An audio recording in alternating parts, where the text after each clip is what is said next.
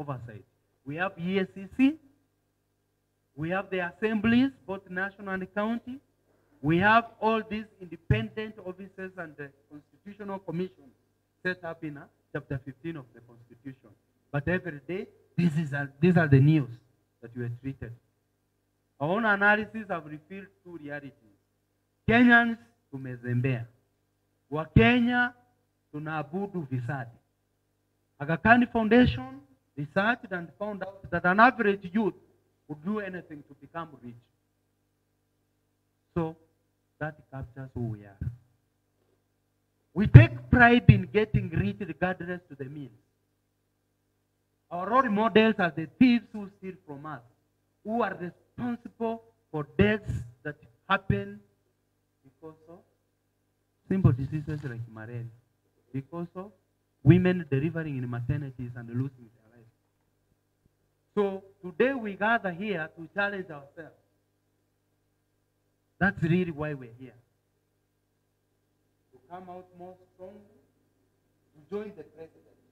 Because I don't think in Kenya's history we are going to have a president who will be as clear as President Uhuru in terms of his commitment to the fight against corruption. Clear in terms of what he has said. Amesema, hata kama ni ndugu yangu fanya nini, nitashika. Amekuambia wewe, shika. Mwaka mmoja wa Katiba, tulishika wafisadi njiani. Miaka 8 na tumeuliza na ikifika miaka 15, please, let's not sleep. It's the moment for us to get away. It's the moment for us. If we really care about this nation, this is the moment.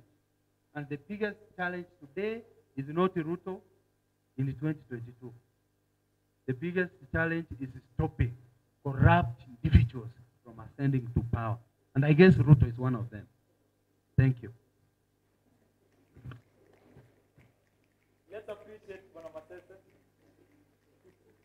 Yeah, you've heard it. I don't think I need to add more on that. But you can see the trend. Oh, I use the mic. Thank you for watching. Nakuru TV, thank you for making us live. This is the trend. These are the amount of money that we've lost, although it had not finished. But right now, I want us to delve into the discussion. My panelists are already set. But before then, I'm feeling rather philanthropic. I need to give out a few copies of the Constitution. When we talk about public oversight, the Constitution gave us some of these independent commissions. I want to know, how many commissions do you know that are mandated with public oversight? How many? Yeah, independent commission provided in the Constitution. Bonamoris. IBC, let's appreciate Bonamoris as he gets his copy. Who else? No, we need to be orderly, Bona Obama. We need to be orderly. We need to be orderly. I want a lady. I want a lady. I want a lady. Any other commission you know? Yes, please. Yes? ESCC stands for Ethics and Anti-Corruption Commission. Let's appreciate her. Now this is for a gentleman. Oh, okay, we can have a lady again. Yes? Yes, NGEC stands for National Gender and Equality Commission, yeah? So, one last Katiba. One last Katiba. Which article of the Constitution provides for the independent offices? Where can you get them? Yes, Pastor. Chapter 15 is about?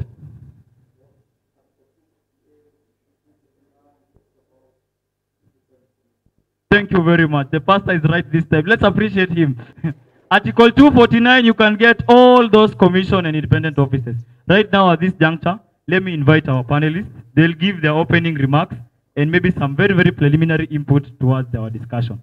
Let me start from Bona Owako here. Good afternoon, ladies and gentlemen. Or is it evening? What time is it, by the way? What?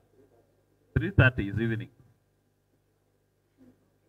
Oh, my English teacher taught me that whenever afternoon starts 1 minute after midday, up to 1 minute before 3.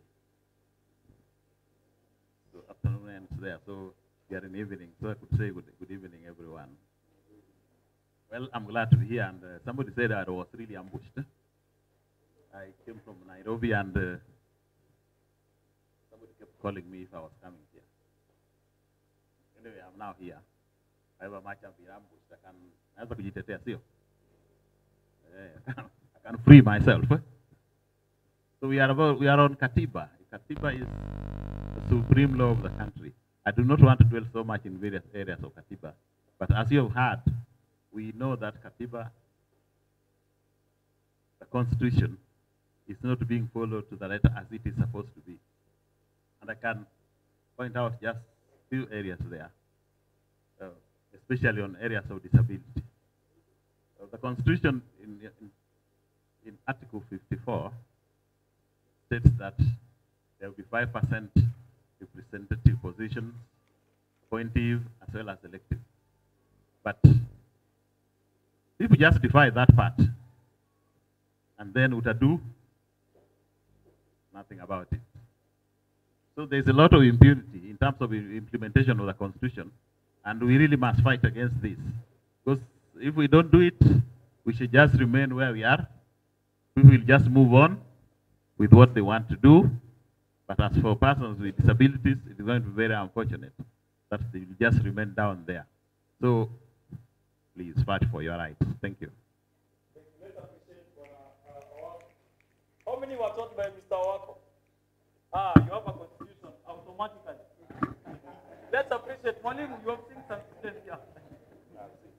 Thank you very much. Next, to our next panelist. He just told me that he used to teach mathematics. Okay. Oh, you still do? Okay, thank you. I received a call on Saturday evening from Bini, invited me to come and be part of this panel discussion as we mark 8 years of the Constitution. And he just told me there's nothing to prepare. You just come and let's see what we can do. So as my introductory remark, let me say, the first time I interacted with this Constitution was in 2005. I was a student at Egerton University. We had just formed the first commission. And it happened that one of the members of that commission was a lecturer at our history department. Some old man who passed on a few years ago. And they were invited to just come and share with us on what was happening, because you know, I belong to that generation that was very eager about, you know, the goodies that we had been promised by the NAC administration, and so some of the things that Masese was talking about here. So then they came, we met, and at that point, even though we were very enthusiastic about what was ahead of us, we did not really understand in detail what was to happen. We had read about the kind of dark days we were trying to run away from, and so on and so forth. But we were not very sure about where we are heading. Then after a while, or was it 2003? 2005, when I was just starting in the media industry, I was almost shot dead by some police officer in a rally where people were talking about Machungwa and Ndizi. So I'm very happy actually that I'm alive today to actually be part of this discussion. Because what happened is some guys, let me just say, ODM at that time, they came to Likoni, and they had been told not to hold a rally where they wanted to hold it. But of course they defied, right? And after that, mambo yakawa mambo. Mambo yakawa mambo, right? And I was still there. And some police officer, you know, actually cocked his gun and pointed towards me. And the mistake I had done is that I had lifted my camera to shoot some guys they had really worked on. And to date, I still reflect and say I was to die that day. Okay? So I'm very excited to be here today to have this discussion. And as a member of the media, of course, I always point out Article 33, Article 34, Article 35 are some of the greatest gains that we have, gotten from this constitution. We're having this discussion immediately after the death of Kofi Annan. I am giving him a lot of credit as one of the person who kind of pushed some kind of sobriety in our minds in seeing to it that it's important that we sit down, reflect, and ask ourselves what we want with our country, with our nation, which in 2008 had actually gone to the dogs. So I look forward to very wonderful discussions. I don't know whether we are going to do some way forward today and so on, but I'm happy to be here. Thank you. Let's appreciate you guys of the media. But growing up, I wanted to be a journalist. Yeah? And I think there's power in the media. Right now, we're having this discussion online, and I'm glad that some people are tweeting. The hashtags are right there. Katiba at 8 and fighting corruption together. Also, we are live on Nakuru TV. And Patrick tells me we're also live on Facebook, Twitter, Twitch, Periscope, and YouTube. So I don't know how many of those you're conversant with, but we need to award those people. So the first person to share and like, the first 5 people to share and like the live stream are going to get copies of the presentation. So Patrick will assist me after some time with the two of shared. Please, let us follow Nakuru TV. They're trying to put us in the picture somewhere there. And they're doing a good job. I think that is the power of the media. So the first few people who are going to write the post on Facebook, on Twitter, on YouTube, and Periscope are going to get copies of it. Now, it is all Nakuru TV. You get it. We are live. Thank you very much, Nakuru TV. Thank you very much, Canada. Welcome to Nakuru. Okay. Yeah, my name is Ben Gadogo.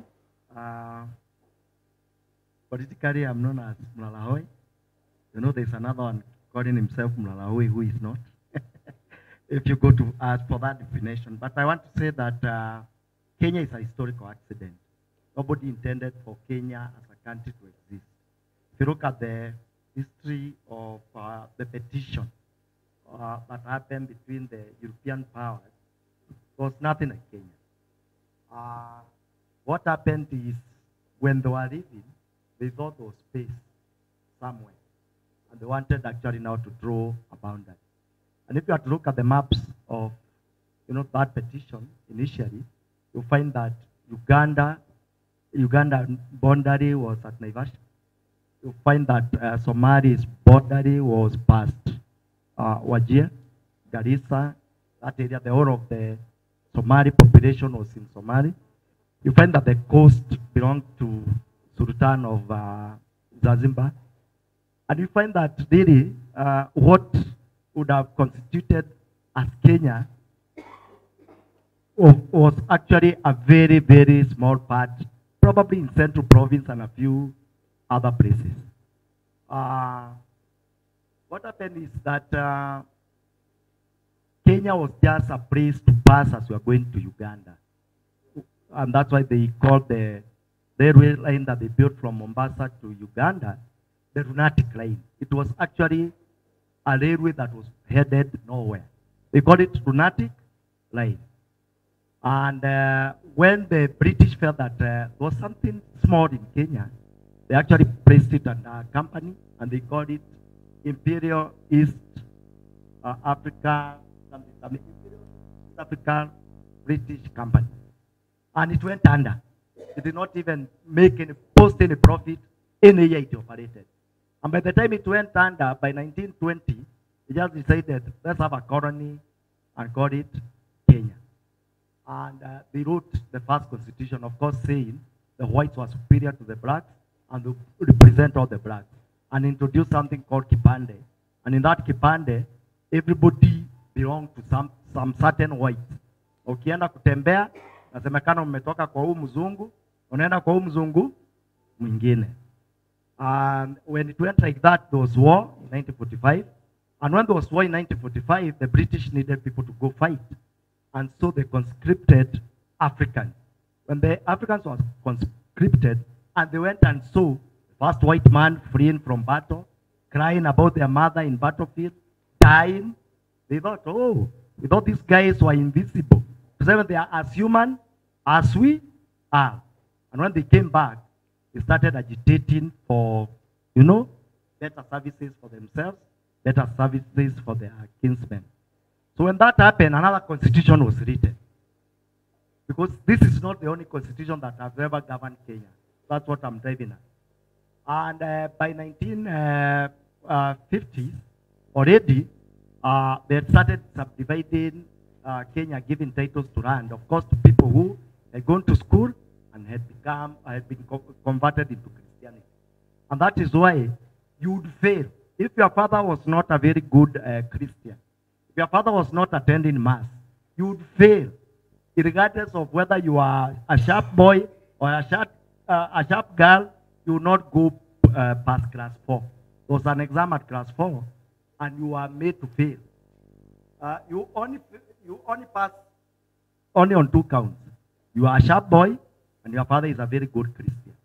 If your father is not a Christian, and that's why we say we don't know how Kibaki managed to pass, and his father was not, you know, a priest or some other place. By the time in 1950s, they started subdividing Kenya and giving titles through a plan called the Swanaton Plan. They started giving titles to Kikuyus, to the good Kikuyus, who were what Masasa is called in the Ngati. And then in other areas, they started now using other people as either soldiers or, you know, incorporating other people to fight other people within Kenya.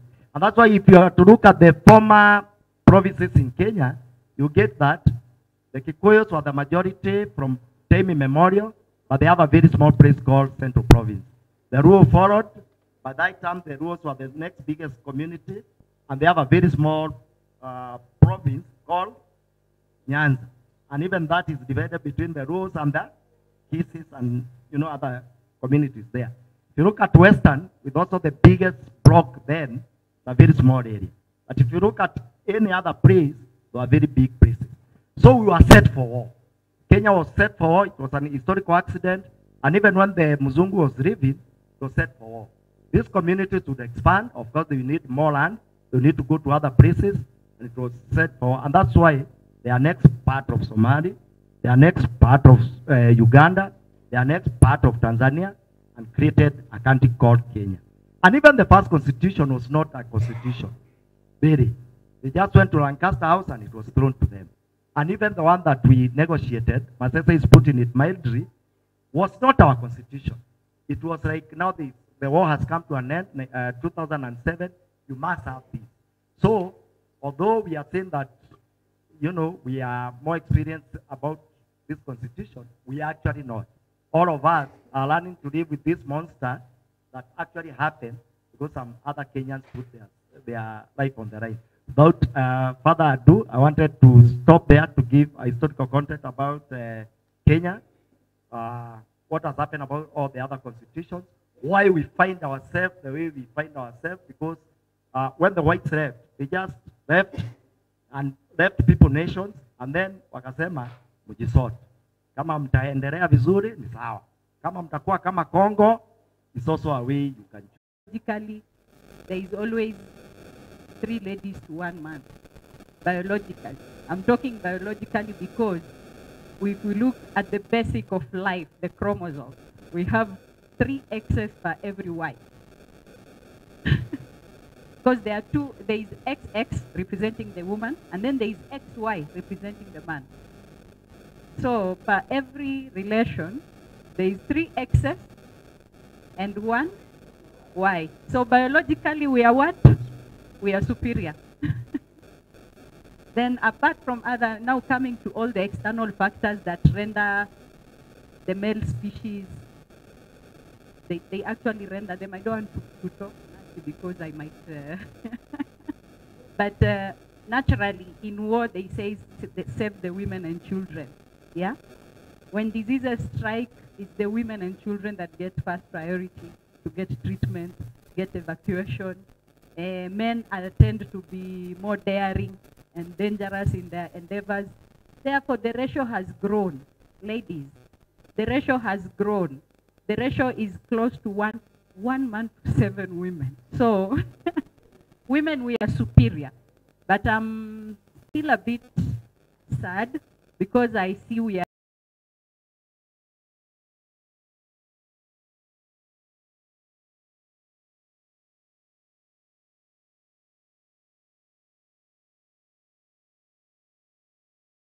still underrepresented here. I think we should have been that way. We obey the ratios of nature and sit here as many as possible compared to our brothers. Let me not say that. The male species. Anyway, I'm really honored to be here. And apart from that, I also sit here as a representative of women and also the youth.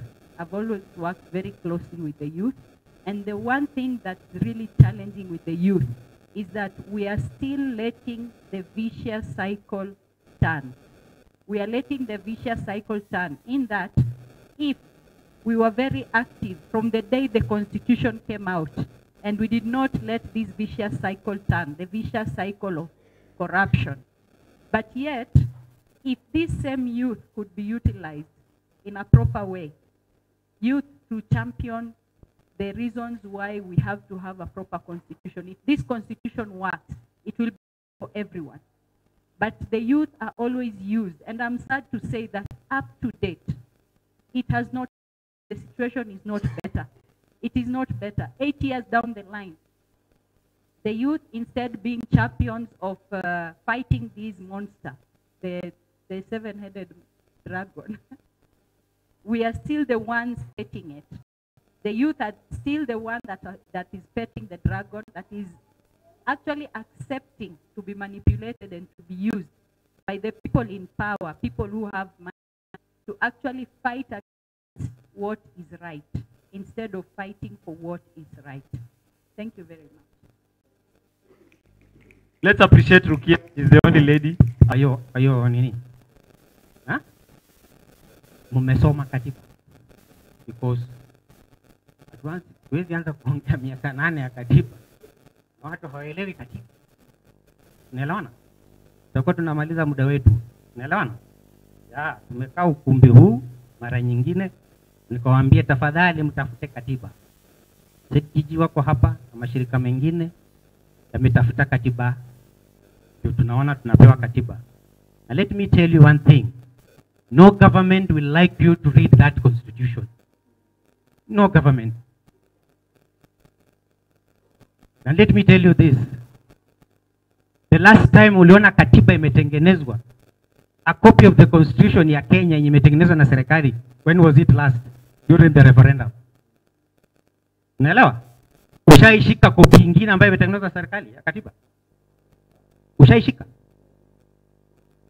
Hizi katiba zote mnaona zimetengenezwa na mashirika ambayo sio za serikali. Serikali haipendi mtu ambaye ni mwerevu. Kwa sababu kutawala mtu mwerevu ni kazi ngumu sana. Na ndio kwa sababu watu kama Bobi Wine ndio wanapata shida. Sababu ni werevu kiasi. Unaelewa? Na ndio kwa sababu Kenya hii sisi tunaitwa evil society. Kwa sababu tunakosoa serikali. Unaelewana? So Big Four agenda ya rais ni gani na gani na gani? Niambie wewe ni kijana. Niambie, amka tu useme. Ya kwanza ni housing. Niseme zote. Health. Manufacturing. Hiyo ingine ni gani? Food security. Security. Haya. Tukirejelea katiba yetu, hizo Big Four agendas zina fall under which article?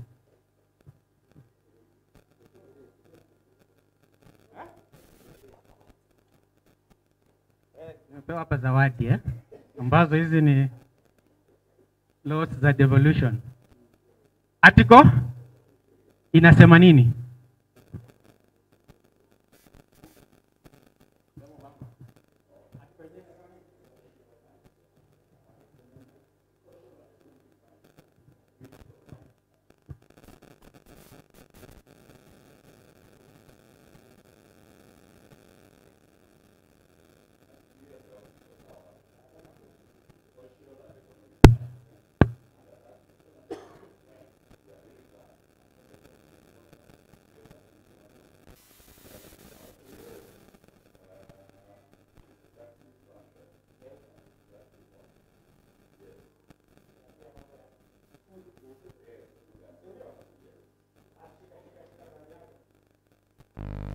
So nyakati tunaongea kuhusu mambo ya paradox of public oversight and fighting corruption together, wale ambao waliamka asubuhi kabisa katika uzalendo wao wakampigia rais kura ambaye sahihi yako, unaelewa? Wakampigia mara mbili, wakampigia mara ya kwanza mwezi wa 8, wakampigia tena tarehe ngapi? Tarehe 26. Rais atapata hayo malengo kama iko ufisadi?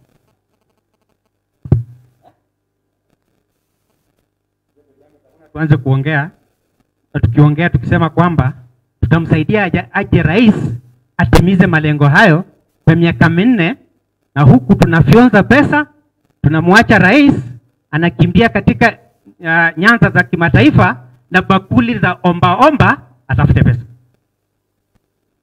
Yako Marekani.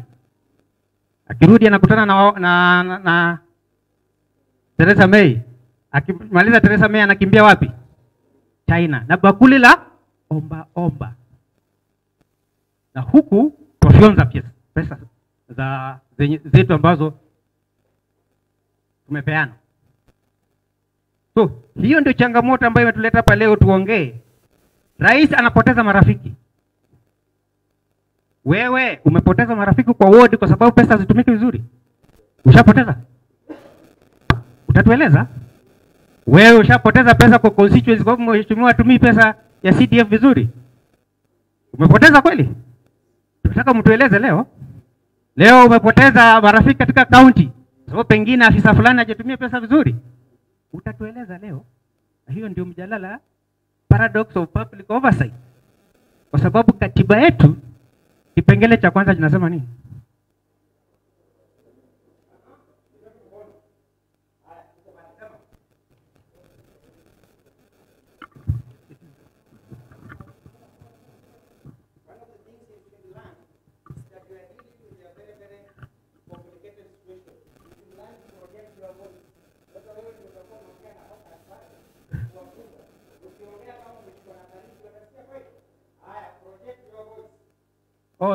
All sovereignty belongs to the people.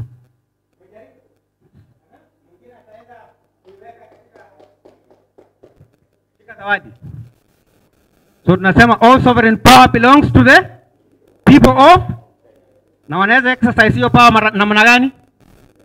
Directly ama kupitia kwa viongozi wao.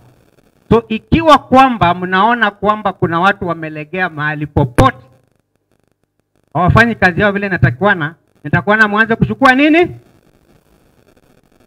Jukumu la ku exercise that power directly. Na ule mtu ambaye siku hizi anafanya hiyo kazi zaidi anaitwa nani? Okiya Mtata. Unaelewa? Yeye huwa ana exercise directly. Kwa sababu wewe umeelect mtu na anaenda kupata shilingi 10,000, anakuuza wewe unakunywa sasa sukari ya mercury. Unaelewa? So inatakuwa sasa ukuje sasa utumie katiba kuitumia mamlaka directly. So sisi hapa leo tunajadiliana miaka 8 tutatumia haje hii katiba iwe chombo cha maendeleo na iwe ni chombo cha mabadiliko. Asanteni. Let's appreciate Mr. Omondi. The beauty about having civic educators on the panel is that we kill 2 birds with 1 stone. So we have covered a lot, specifically even our first probing questions. But before we go ahead, I want us to, but today I'm feeling very, very, very philanthropic. It will be very bad if you come out of this forum without a copy of either the County Government Act or the Constitution. I also have some IT materials here. But before we do that, Bwana Mlala huyu alizungumzia kuhusiana na katiba zetu zale za hapo mbeleni. And this other one is the one that provided a lot of power to the mwananchi. So wanasemaga the government has 3 arms that work separately and independently. But I want that other word. Now, which are these 3 arms of government? Now, nataka kuona mkono. Yes, let me give Stonewing my classmate. Oh, I'm sorry.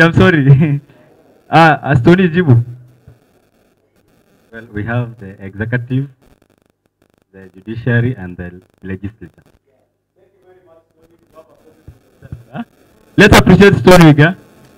By the way, I'm seeing some new guests I need to recognize. Gender is coming. Thank you very much for that.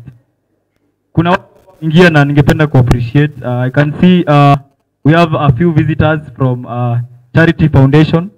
Charity Foundation, a group of youth that go to the vulnerable and unfortunate groups, waenda kuwasaidia. Tobias and your group, tafadhali tusalimie sana. We also have, thank you very much. I appreciate my colleague who works in Baringo County. Bwana Evans, tafadhali salimia na upeane salamu za watu wa Baringo. Asante sana. We also have a few friends from Nairobi. And you know, when soldiers are called, they come. Sindio? So Inuka ni sisi are here. Tafadhali, Inuka ni sisi, tafadhali tusalimie. Simama tushikoa kuone. She's from Sauti Yetu. Umesikia Sauti Yetu, yeah? Yeah, she has come all the way from Nairobi to be with us here and maybe assist us to commemorate the Katiba Day. We also have one of our biggest partners, Love and Hope Center. Tafadhali Bwana Martin, asante sana. We appreciate your presence here. Kuna wengine nilikuwa nimeona na ninaona kama nimewasahau. Tuwakumbuka tukiendelea. Sawa sawa. Now, I want us to go to our first question. And our first question specifically is about the independence of these public oversight institutions. Remember, you also part of this as citizens, and you're going to come to that. Oh, there is CTL. CTL, tafadhali. Tusaidie tusalimie tafadhali. Asante. They will be having a presentation on social accountability later. So Peter is preparing. But our first question goes on the independence of these oversight institutions. We have heard the EACC is very, very powerful in finding these culprits, but maybe they don't have these powers. So we want you to assist us, our panelists. Maybe how do you think we can strengthen the independence of these constitutions, and what other mechanisms are there to maybe assist them to work independently without having to face maybe a lot of challenges in terms of resources allocation, in terms of political interference with other arms. So I want to take this mic to Bona Mlalahoi. You know about these other public oversight institutions. What do you think we can do to enable the independence to become even more strong? I think the biggest problem that we have about this new constitution is the emasculation of Chapter 6. And this happened due to the ICC cases, if you remember. Because when Article 6 was being written, it would have barred any element who would not, can we say, be morally more upright than your average Kenyan. But what happened? After the cases, the ICC cases happened just at the time we were implementing the Constitution. The effect of that was, of course, the very, very, very first time, the people who called Mondi Evil Society were waxing eloquent about their human rights. And they said part of their human rights was the presumption of innocence until proved guilty. And they said so long as we have not been proven guilty in a competent court of law, we should be allowed to vie. Sadly, the court agreed. And once the court agreed, at that particular time, the entire Chapter 6 was buried 6 feet under. And today, any Kenyan, somebody can actually rob a bank, come by, win, use his power now to actually now fight the case while still being referred as a member of parliament or a honorable member. Has it happened? Oh yes. A third of all parliamentarians have cases according to the latest research is that in Kenya, the biggest number of criminals, you find them today in parliament and probably in other institutions of governance. So what can we do is actually to strengthen Chapter 6. The other thing that we need to do is, if a government, I'm not saying this government, because probably I would be considered like, in the opposition, which we don't have in the first place. In other jurisdictions, with the constitution such as ours, there's a whole chapter of something called Directive Principle of State Policy. What is that? That means if a government is considered very corrupt until to certain extent, to certain figures like we are not nearing 1 trillion. That government goes by law. There's such chapter in India. There are such chapters in other jurisdictions that strengthen now the role of mwananchi, because you cannot be told that all powers belong to you. Yet, institutionally, unless you are carrying out a revolution, there is nothing else you do apart from vote, and probably the choices between voting for Kamau, who is a small thief in the village, and Otieno, who is a bigger thief outside town. You have only two choices to choose between Barnabas and Judas. So what we are saying is that probably, I know my colleagues will not like this, but if there's any amendment to this constitution, there must be a whole chapter on directive principle of state policies. Such that, my sister here is talking about gender issues. How many women should we say we can tolerate that a government can, how many women die while giving childbirth today in Kenya? Very high numbers, eh? Very high, as if we are a country at war. Why? There are no institutions to check what happened to money that is assigned to medicine. Masasa here showed us that a lot of money has been lost that were due to go to health. When talk about housing, even if houses were to be built, how many young Kenyans would actually afford to buy a house? Yes, yet by 1963, at 29, Katiba was a millionaire and was a permanent secretary. At age 31, Kibaki was the executive director of the biggest party by then in East and Central Africa, which was Kano. It means at that age, they would afford actually all those things that the Constitution is saying. So, strengthen the Constitution, strengthen the people, give them a direct say in what kind of government, from the time they vote it to the time they vote the next government, in between these 5 years. If you are to realize today that actually Jubilee is constituted of people who every day scheme to steal your money, what can you do as an ordinary citizen? Probably very little. You're going to demonstrate, you're going to send the police are going to crop you today, you're going to start, slogans, and that will be the end of that. So can we have a chapter on directive principle of state policy whereby we say, you lose, let's say 10 billion, you're out of here, you're out of power. It means you're not using your power properly. My assessor said that Uhuru Kenyatta have lost friends. I don't know how many or where they are because he never mentioned them. But also remember the same Uhuru Kenyatta saying, nitafanya nini? And actually, probably, this new war on corruption is as a result of having overborrowed. Because nobody is willing to rent Kenya anymore. Because the amount of money that we pay in any Kenyan being born today is being born with a debt of how much? Is it 50 or 60,000 or something? 47,000, something, 100,000. So any kid, anybody, and you are the people who are going to be making kids within the next 1 to 3 years. Any kid you are bringing into Kenya, you are subjecting him to start paying or to start thinking paying 100,000 Kenyan shilling. And by the time they were coming into power, it was, how much was that? And we are still complaining, 37. So within 5 years, it has gone to 100. So is this war against corruption by the Jubilee administration genuine?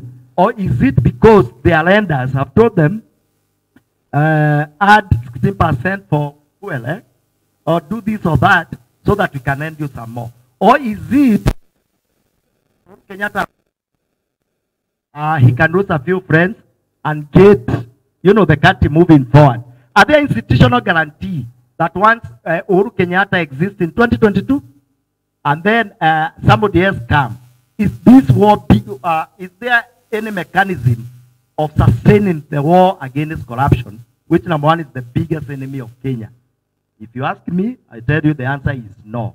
And therefore, if we don't strengthen the Constitution, if we don't have a chapter on directive principle of state policy, if we don't get our youth angry, so that if you cannot get a house, and you know that your money is being stolen for the Youth Enterprise Fund, You know that is your money. Constitution is given to you.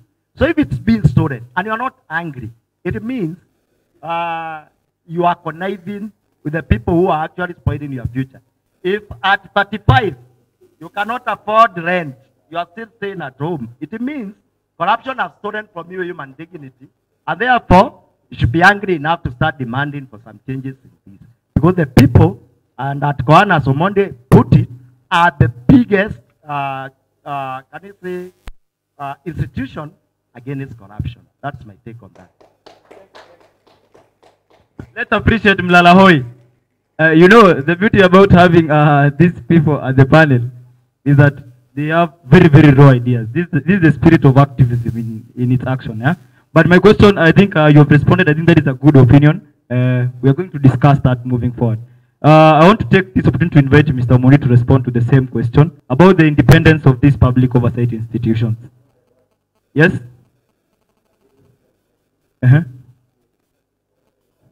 Yeah, thank you very much, Laban, for that input.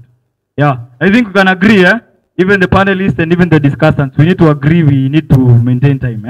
So our science and Laban, we are going to consider that. Per panelists, we can have 3 minutes to respond to the probing questions, and then we open session for the plenary. Sinikweli? Sasa, welcome, Mr. Omondi.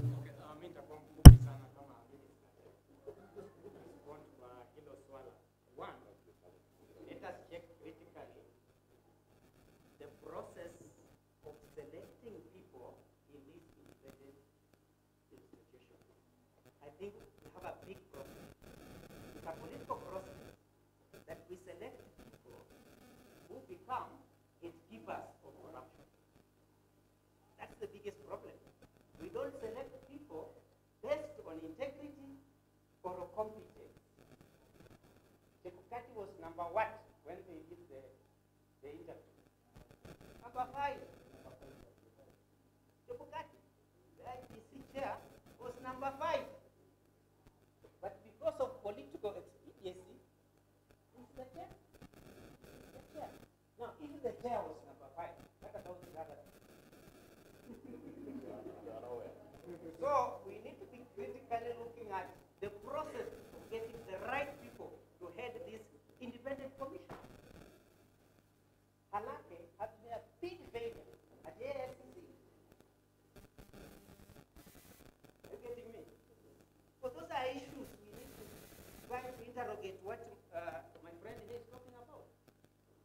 If there's anything that we are going to touch this constitution, it's about things that we feel are not working for us, but not for the politicians. Because right now the debate is about changing the structure at the upper level to share positions. That's something that we should resist. Huh? The NASA guys, they were good at resisting. Should help us. Huh? There should be cross-pollination ideas how to resist this particular issue. So that's one. The other thing is, these particular institutions must be funded fully. Funded fully. Right now, the judiciary is crying. And it's the same judiciary we're expecting to take the Ngiritas in. And the Ngiritas have millions. You get the point? So these are issues we need to interrogate. Why is the judiciary being denied adequate funding? This is their mandate. A big issue. Right now we have found out the right EPP is if funded fully to get good lawyers who can argue with ambulance chasers to the courtroom. Because the corrupt have a tendency to get the best lawyers in this country. And we have seen. The moment you put somebody in who is prominent and has money, the best lawyers are assembled. You find one person is being represented by 8 good lawyers. When one officer from the DPP, maybe a junior officer who did law 5 years ago, I do have a quarrel opinion and that. Because political people are you know? So these are issues we need to interrogate. Even the DPP inadequate funding so that you can hire the brilliant lawyers. Because for us, fight back vision. That's why cases are just there. Kapura 3 years ago, now if we cannot jail Kapura, can we jail the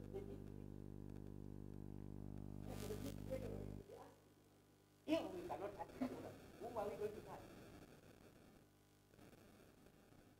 So these are issues we need to make sure that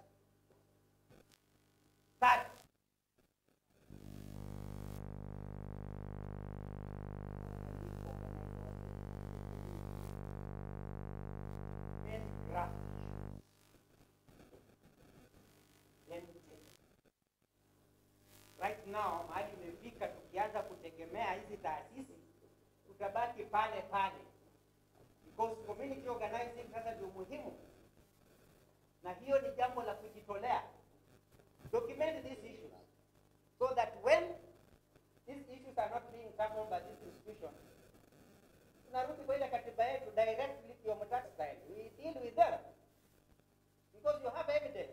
When you go ground, unaweza document these issues. EPP office iko pale CDN. Unaelewa hivyo? EACC iko pale CDN. Yeah. Document those issues. Take those things, those decisions, give them 14 days, give your feedback, wanaendelea kufanya namna gani hiyo maneno. So that's what I can say about these independent institutions. Let us critically check nani tunachagua pale. Unaangalia hata bunge. Bunge ile ukuwe chairman wa committee ni mpaka upromise wale political brokers wako wale wadosi kwamba katika hiyo committee kama unasimamia parastato ya agriculture kuna pesa namna gani utakuwa unapeleka Friday kwa ofisi zao. Yenye umeomba hao wakubwa wa parastatos. Every Friday unapata parastato head wanaenda kutafuta committee chairs kuwapea pesa za harambee za weekend za wadosi. If you cannot do that, you cannot get a community chair. Hello? So, let's appreciate. I know some people are also having some opinions. I'm going to give an opportunity for our plenary after we finish with the last two panelists. Yeah? Sawa. Welcome, Mr. Wako.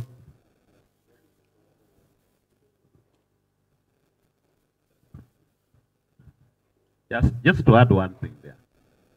It is always very interesting, even unto you and I, that if I get an appointment, I seem to adore the person who has appointed me, and I cannot easily raise a finger against him or her.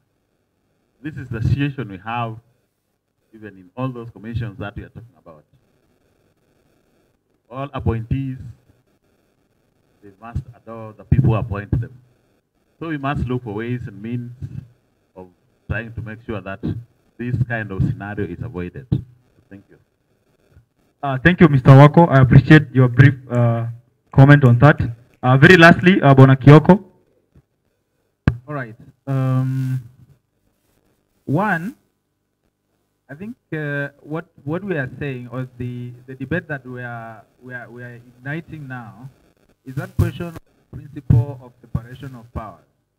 I think it's important for us to always remind, because what is happening at the moment is that when you look at these institutions that are performing the oversight role, they are picking that from the oversight role of the legislature, right? So that is what will take us back to that principle of the separation of powers. And what is happening at the moment is that every now and then we see the executive behaving as if it is much more important than these other two arms of government, as were explained by your classmates, the legislature and judiciary. And they do that by denying them, resources, funds, and so on. These institutions need to operate and operate fully. And we don't want to have a judiciary, we don't want to have a legislative house or houses that depend also on donor funding for them to operate. Whatever, Omoni is talking about here. That for us to have a new copy of the Constitution, we must still depend on the Americans.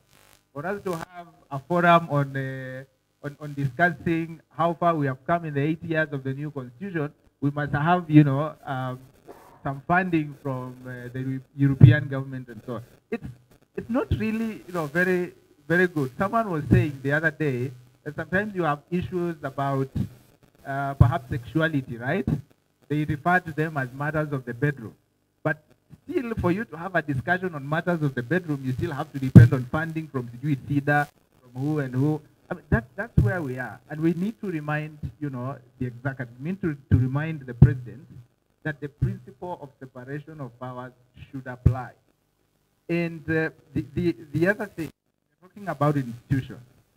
But a while back, when we were studying European literature, there's a novel that talked about the 7 deadly sins. And one of the 7 deadly sins was gluttony. The other was another one.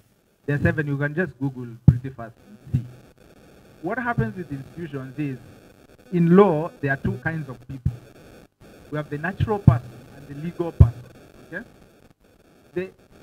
The institutions we are talking about here are legal persons.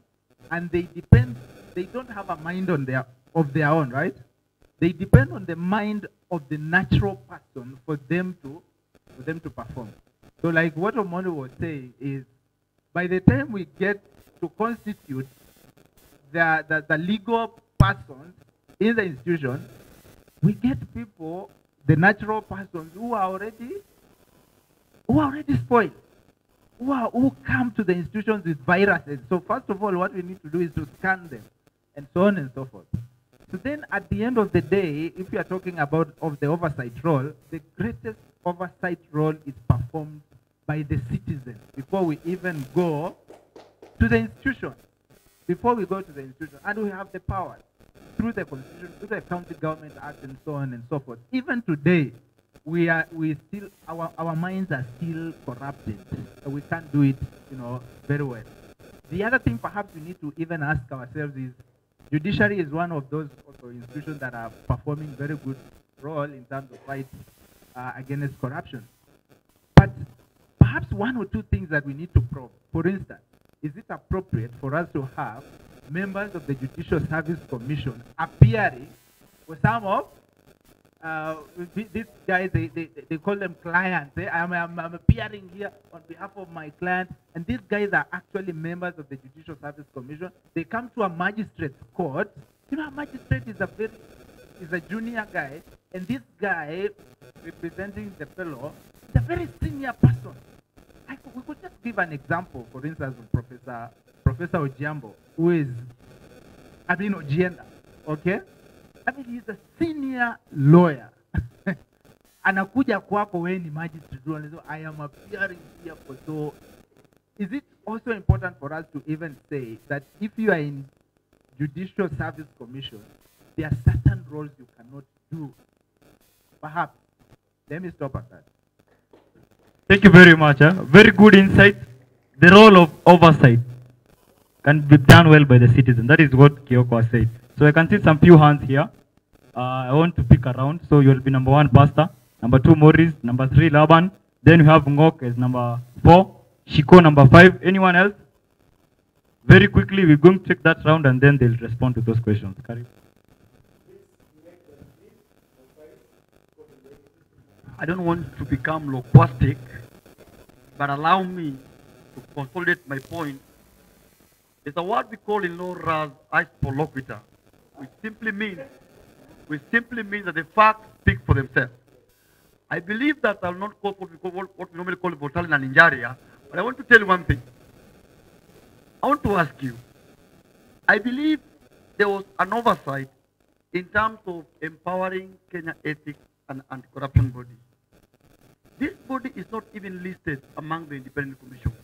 If you read Article 42, 14, 48, that this body does not exist there. Again, it's only captured by an act of parliament.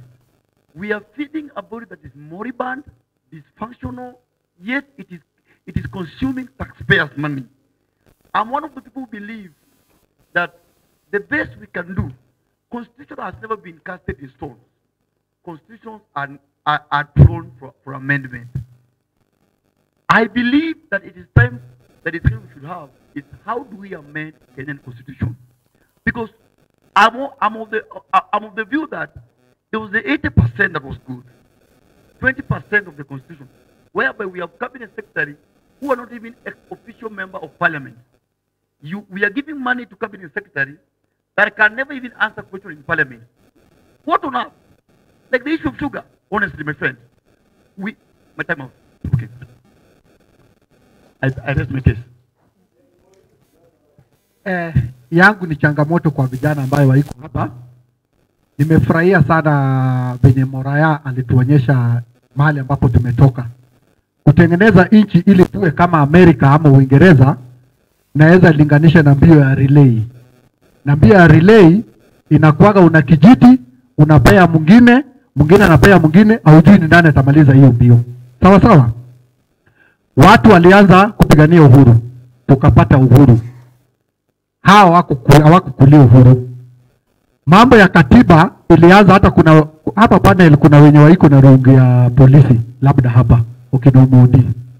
Imefika kwenu sasa vijana. Wewe mwenyewe ile changamoto ambaye tuko naye sahihi ni mambo ya corruption. Na hiyo corruption ndio inatakana spirit ile yenye inatuingiaga ile spirit ya siasa. Ama spirit ambayo iliingilia watu wetu kupigania uhuru, kupigania katiba hii na wakatolea katika maisha yao. Ituingie tupigane na corruption ili tuwe na hospitali. Wanaleta sukari yenye iko na mercury, mchele yenye iko na pia mercury, utashikwa na kansa, hospitali haina madawa na haina vitu zingine. Wewe kijana usingoje ati kuna kitu. Tukuje pamoja venye Bwana Umundi amesema pale mashinani, tuhamasishe Wakenya wote, na nashukuru sana media iko hapa. Tuhamasishe Kenya yote vijana, watu watoke, vita ambayo tunapigana naye ni mambo ya corruption. Katiba iko sawa, atupiganie katiba sasa, wacha tutekeleze hiyo katiba, na kutekeleza hiyo katiba ni sisi tujitokeze kwa wingi, na ikikaa mbaya tuingie kwa nguvu. Asante. Hello. Okay, amjambo. Mimi sitaki kuzungumzia mambo ya judiciary because that is beyond me. Nataka kuzungumzia katika capacity, what can I do as an individual. Katika level yangu kama mwananchi wa kawaida, as an ordinary citizen. Because I believe ya kwamba ukizungumzia mambo ya gender representing nini na nini, to me I can't do that. Kuna kitu ambacho ningependa kuzungumza katika mambo na budget proposal. Wakati tunapoitwa yearly katika mambo ya county, tunaitwa sisi wote. Lakini inapofika mambo implementation, ni kwamba tunakuta contractor amekuja kwa uwanja, amekuja kwa ground, ameanzisha project na anafanya na anaenda. Ukijaribu kufuatilia the project file, project imeenda aje, it will take you years to access to that information. A critical example is from my experience. Nimeenda kwa Ministry of Trade kujaribu access to a project file ambayo project ambayo inaendelea pale Kiratina. At napoingia kwa hiyo ofisi naambia kwamba ngojea, they will give it to me. Unfortunately, I'm unable to access to that file. Na Mr. Moda amezungumzia kuhusu mambo na kudocument. I cannot document those stuffs when I don't have facts. Because facts speak. When you don't have facts, you can't do anything. You can't forward your case anywhere. So in my situation, what can I do as a young man? Sandin. We have Philip Ngok. Thank you. My name is Philip Ngok. I want to appreciate our panelists today, and I will start my question by thanking Kioko and the media fraternity, because really they have given us an eye-opener in a lot of things. My question to them is, when you guys report about corruption, are you still doing it because you're fighting it, or is it because it is news? Because I think it's also another element now that media, they want to do this. Sometimes there's forestry corruption, there is word corruption. Are you still doing it because you're fighting it, or you're doing it because it is news? My second element is on the civil society, and I see Maguru or civil society pale mbele, Omondi and the rest. I got worried some days ago when one real activist confessed to me and told me, Ngok, hizi vita tunapiganga bana na tunalala njaa. And I was really worried, and I was like, where are we headed? Because these are the people who are supposed to be there, outstanding, analyzing, critiquing, and making sure that we have the right direction. So most of us here, I know we are people who have a say in the society. I want to say today that as we even interrogate and looking at Katiba at 8, what about us? You talk to these politicians and they tell you, ni nyinyi raia ndio mnatusukuma.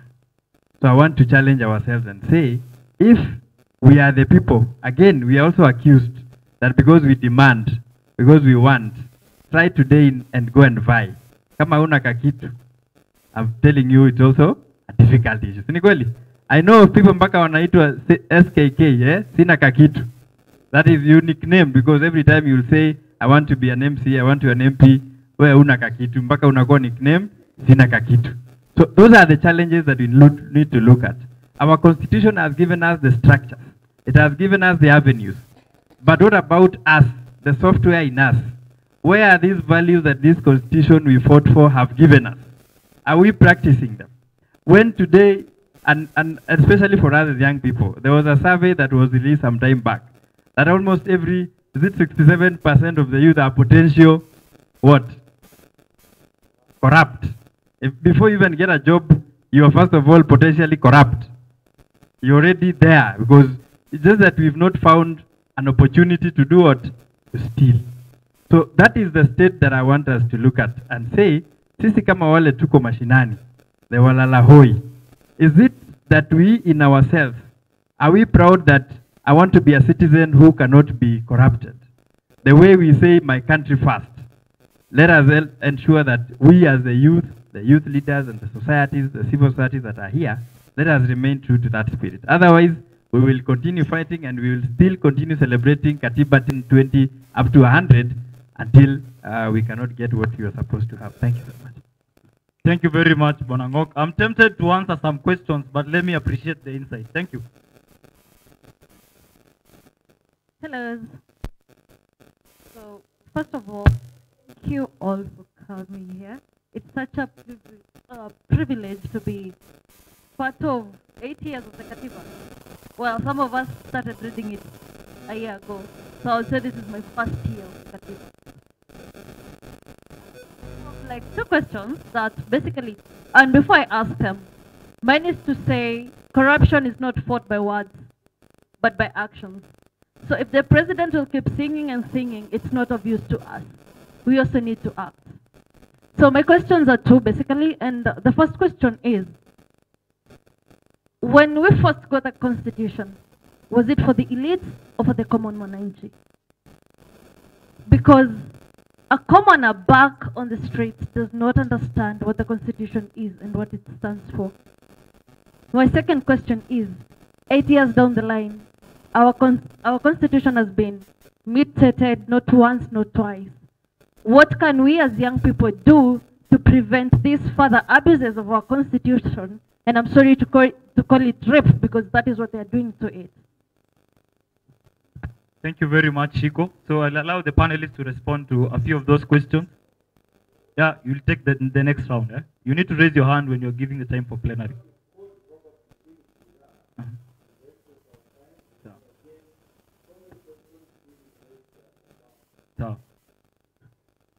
Hello guys, my name is Joyce. I am part of the youth and I'm going to ask you guys to address the most basic form of corruption. Ya makarao huku kwa barabara.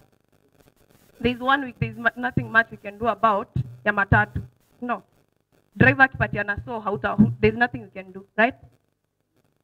Yes, you can shout, you can do whatever you want, lakini there's nothing you can do actually. But now, there is this other form of little money corruption that affects the youth. Unatembea usiku, unapatana na karao, regardless of where you're from, ID yako. Now, this karao mkipatana naye mchana hata kuuliza. Na kama huna mchana hata kuitisha pesa. This one affected me personally. That's why I'm so bitter. I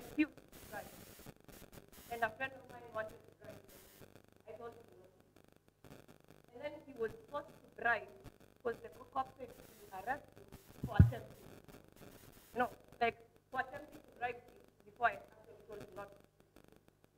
Now, mimi nitaachiliwa niende kwa sina ID na sina nini, lakini nimesema sio. Yeye amesema sio. Nikamwambia usitoe. Wakasema watamshika atoe. Sababu alikuwa amesema atapatiana. So they'll arrest him on attempt. I mean, all these things are things I'm so sure 90% ya kwenye wako hapa simamishwa na Karau. Right?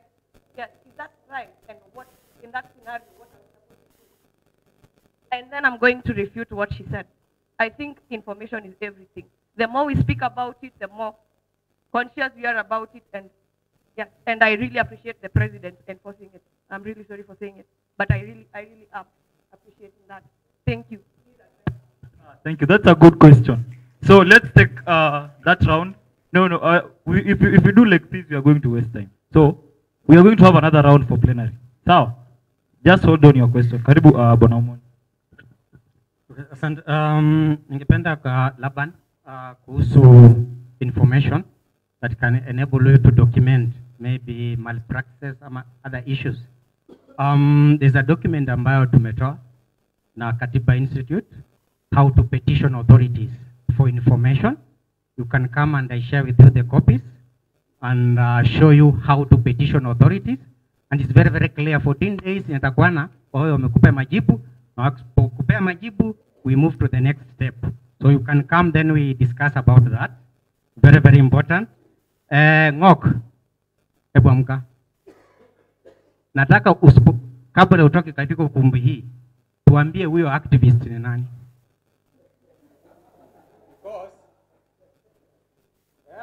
Just tell us who he is. Usiogope. Because itakuwa ni makosa makubwa sana ikiwa tena imekuwa ni siri. Tunaelewa, lakini itakuwa ni makosa makubwa sana kwa sababu tunaelewa hakuna mahali ambapo watu wote ni angels. So ulisikia Pope jana akiomba msamaha. Mafathers in quotes, wale wa Katoliki wamewalawiti watoto. Tumeelewa? So in every institution there are rotten apples, and let me be honest with you. Huyo mwenye naita activist hawezi kuwa kwamba ako na shirika. Because in this town we also know activists in quotes who operate in the streets. Tunaelewa? Lakini mtu akiwa na shirika lake ambalo linajiheshimu, ambalo liko na majukumu, hawezi ongea hivyo. Either you decide to go to government or to the civil society. Mimi sasa nimerudi civil society. Si mnajua mahali nilikuwa? So I'm fully civil society. Tunaelewana? So Ngok, hiyo mambo ambayo nitakuwa na tuangazie kwa sababu itakuwa kwamba we cannot be speaking from both sides of our mouth. Hiyo ni makosa sana. So hiyo mambo nitakuwa na tuangalie shiko about the youth and nitakuwa tu kwamba kwa mfano the ladies are in the house. Huh? Do you know that parliament, both Senate and National Assembly, are illegally constituted? Huh? Nirudie. Bunge letu la Kenya la kitaifa ambayo inaitwa National Parliament na Senate, Waislamu wanasema ni haram. It's illegally constituted. Tunaelewa? So that's why I'm saying inatakuwa na tuanze kitu inaitwa civic action. And there was a very good judgment given. Very good judgment. We need just to ask that lawyer, Ongoya, to give us that judgment, then tuone vile tutatumia hiyo judgment through our civic action. Because if we keep quiet, we are not implementing this constitution. That's why mimi stories amendment bado nina dukuduku kwa sababu the moment you open the Pandora's box za kuamend hii katiba, kuna watu hawapendi vipengele vingine hapo katika katiba ambazo they are very progressive. So wataitoa, then we are going to lose the game. You remember in Lancaster, sorry if I take a long time, in Lancaster when people were discussing about the constitution yetu ndio tupate uhuru, kulikuwa na utata kabisa. Tomboya akaambia Jomo Kenyatta, tukishinda hapa Lancaster tunaongea this Kadu guy. What do we do? Twende Kenya. Wewe ndio utakuwa umekalia kiti na matako mbili. Unaelewa? Na mimi nitakuwa pale. Hii katiba tutaipiga msasa. Unaelewa? So that's what I'm telling you. Kuna watu ambao kuna vipengele hapo wajisikii. Unaelewa? Hii independent commissions, independent judiciary, kuna watu hawafurahii. Na mnasikia the first judgment ambayo ilisemekana kwamba kura haikupigwa visivyo vile rais aliongea kuhusu judiciary. Unaelewa? The moment now mna open hiyo Pandora's box, judiciary will be revisited. Unaelewa? So tuwe chonjo kabisa. Na kama tutabadilisha hii katiba iwe people driven, kwamba hapa ndio tunaona kuna shida. Joyce, nafurahia sana mambo ambayo umeongea. Nadhani hiyo mambo Bwana Mlalahoi ataongea kuhusu mulika uhalifu, how we can use that SMS platform, then inaendea all senior police officers. Unaelewa? That platform is a very good platform kuangalia kwamba kuna accountability kwa polisi. The other issue is, ikiwa unajua hao polisi walitoka kituo gani, unaweza tutembelea pale kama Midrift, tuanze kupiga hao watu msasa, because we must make sure that internal affairs unit ya polisi is working. If it's not working, IPOA it's working. If IPOA is not working, we have other platforms to deal with that impunity. Asanteni.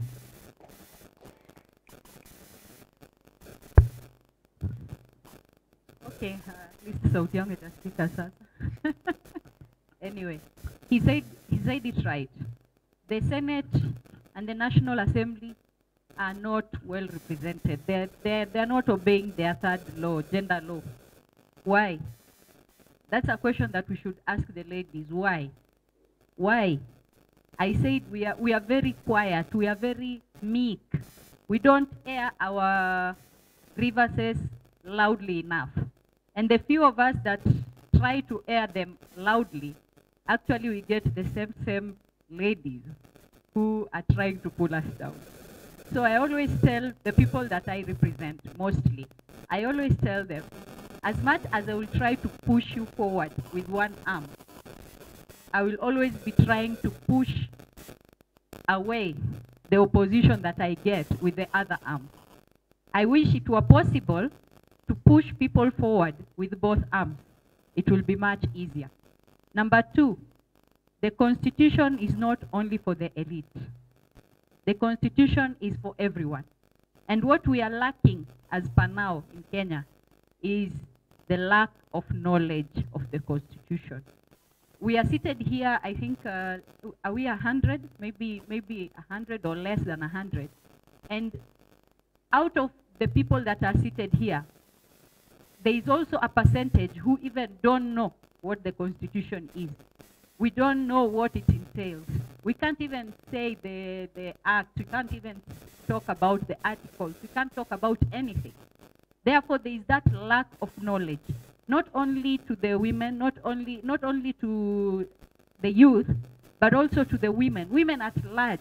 You know, for women, we always say that we have a lot on our plate. But I wish all the women could get the knowledge of the Constitution.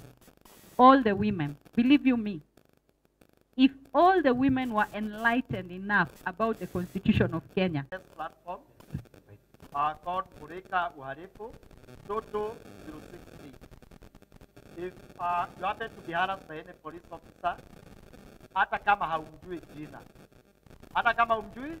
jina, mahali ambapo amekusimamishia, ni rahisi sana hiyo ya kwamba kituo cha polisi kilicho karibu hapo is a member there. Otherwise, kama ni mwingine itakuwa kwamba hata hapo atakani kuwa na shida.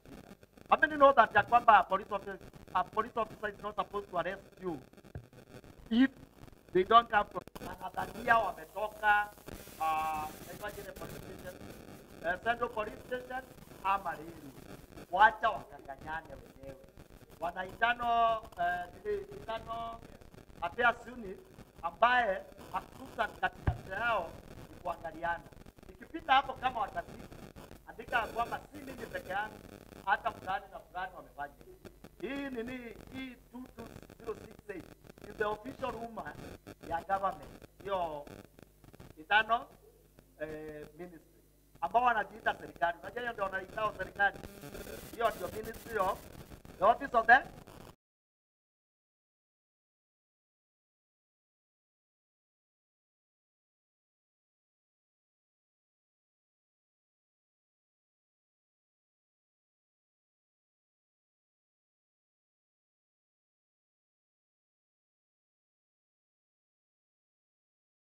president. Kwa hivyo inafika kwa hawa watu wote, na ikienda inafika 80 security chiefs ambao wako kwenye ina. That's not for what wanted me to answer. The other one ambao ilikuwa ya Shiko, yes, wewe ingia. Mataifa laliko na siku tuliwa kina mataifa ndio walikuwa na hiyo kandarasi. Alipokataa kulipa na kulipa katika economy.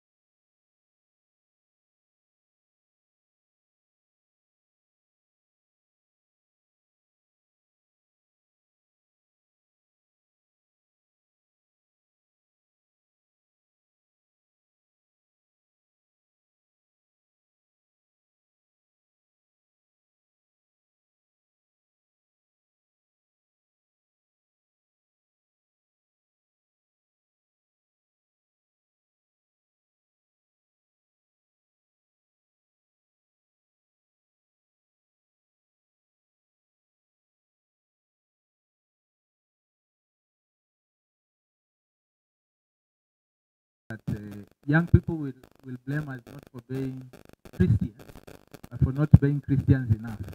I think we can also paraphrase that and say that the people who will come after us will blame us not for being Kenyan or Kenyan youth, but for not being Kenyan youth enough, right? To the extent that if we are to talk about how to defend the Constitution from being repped, first of all, we need to understand it. One of the troubles of dealing with this age group is that it is, like say, cantankerous and so on. Right? Most of you are in college, right? The government has issued a directive to all universities and colleges that no more should students continue congregating along tribal outfits. During the days I was at the university and the days of Masese, that's how we used to congregate.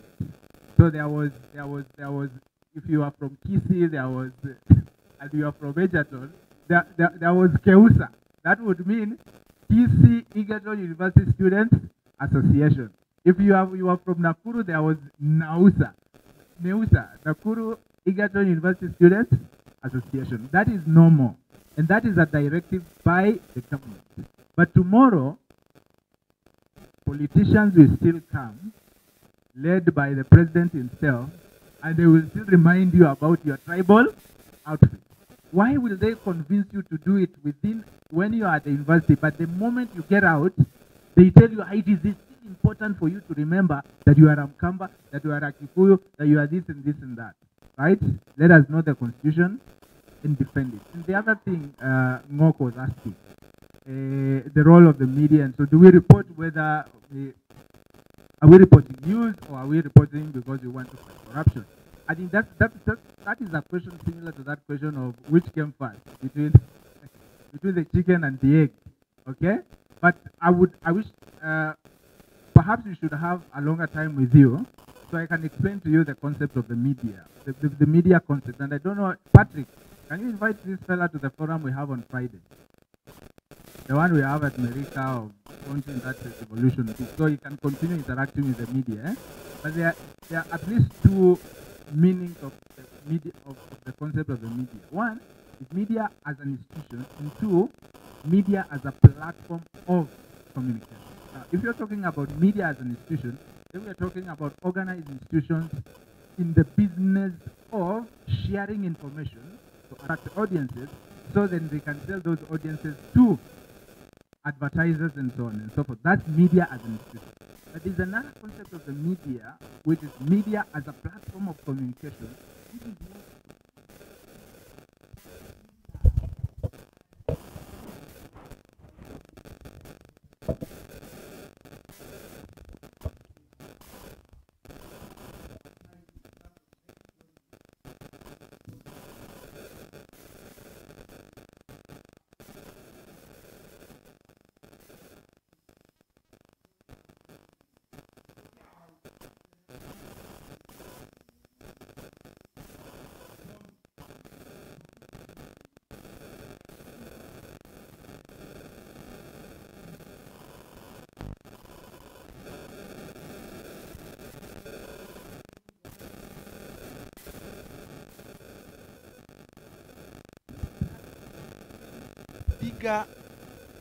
are doing bigger roles that initially were spared for the media institution, and they are doing it very well.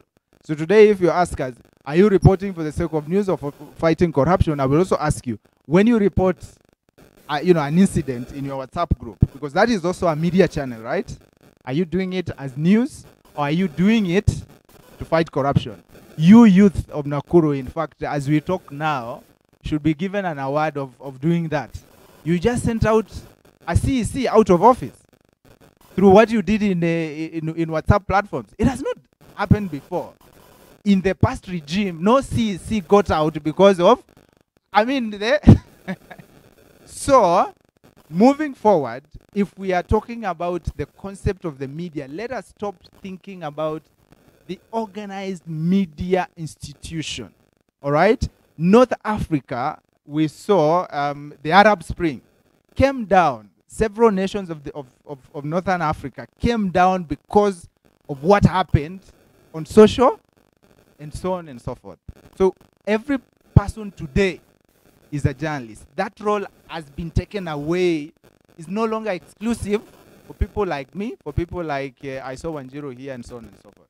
Let me stop there. Thank you.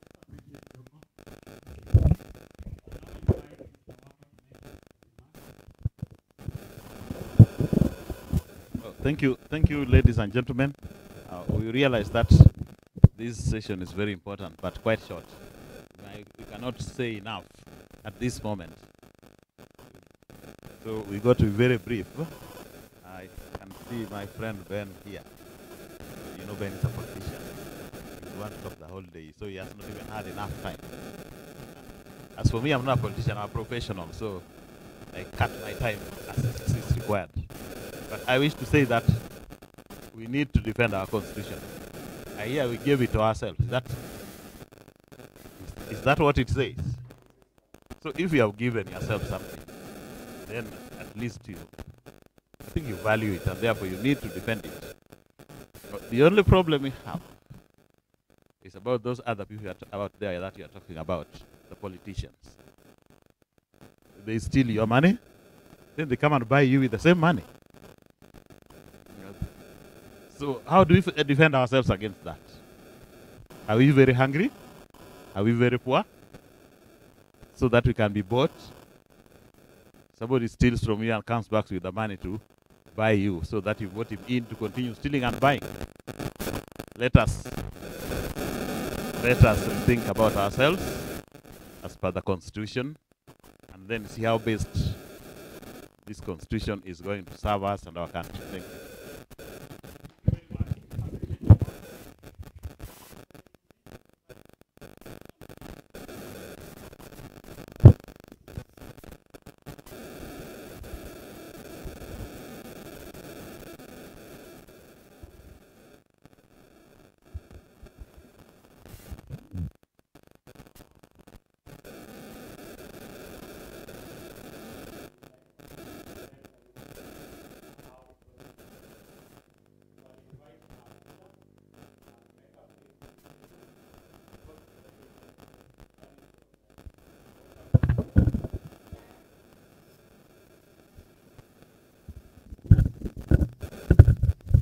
Yeah, good afternoon. Good evening. Oh, thank you, Mwalimu. Naona umeniangalia. So, I'd like to thank members of panel, starting from Mr. Mondi to Owako for a good discussion.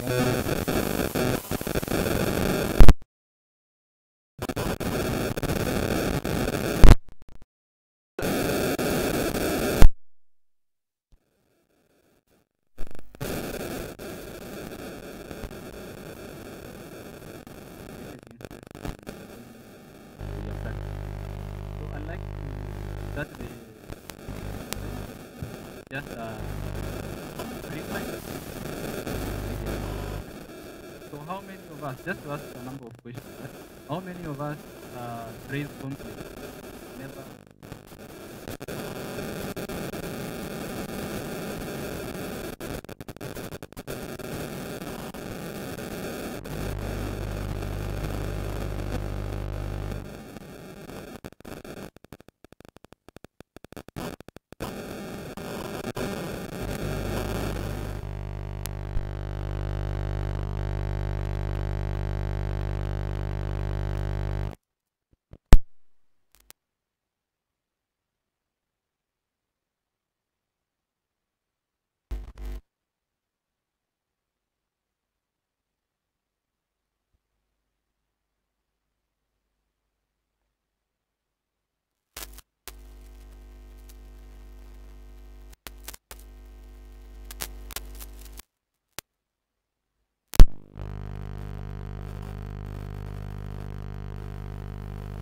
Morning, asking for tusaidie, yeah, and then he's unable to do that, or he looks into those who are doing contracts to get money so that to give people, and by doing that, he's not able to discharge his oversight mandate. At the end of it all, we are not getting the service delivery we want. So I'd like to start with a presentation, but I'll want to ask a number of questions. We just deliberate about it.